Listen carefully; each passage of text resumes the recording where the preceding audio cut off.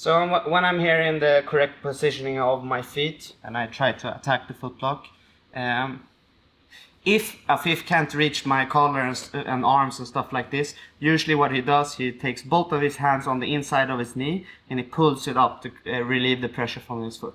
From here you want to get up on his far knee and push his foot down to the floor. This is usually the best defense for the footlock. Okay, there is other ways, but this is usually the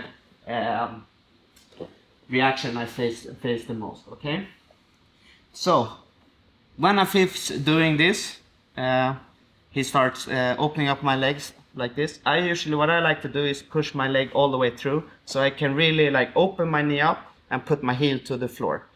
This makes it harder for a fifth to get up on his knee, and on the same time I want to make sure he can't put his foot to the floor. So what I kind of would do is I want to move this foot a little bit more towards me and lift his leg off the floor. So if you see a fifth try to put his foot to the floor here, it's so much harder. Even though if he managed to get his hip off the floor, I'm still in a good position to finish the foot.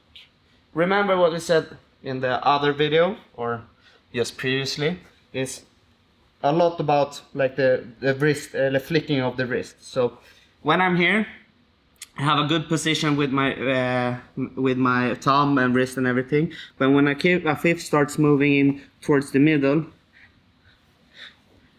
I kind of start missing the point of my wrist here. So always remember, thumb towards the ceilings. And you see, as soon as I start doing this, it creates pain for a fifth. Okay, so flick your wrist while he's moving inwards. Make sure, try to keep his hip down to the floor even though it's hard, and try to lift this leg off the floor. Okay, same thing, roll your shoulders back.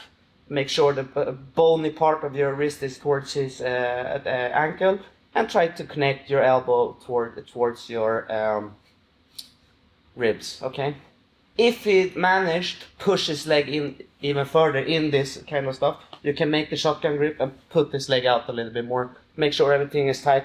And now on the same thing as we did previously, I want to finish the submission with my hip, not with my arm. So I just kind of bridge into his foot here to create the breaking pressure. So I constantly attacking his foot even though it's defending the position. So key points, try to keep his hip to the floor. If I can, I make sure his feet is not on the floor. Now same thing as all the previous submissions. Make sure the bony part is towards his ankle.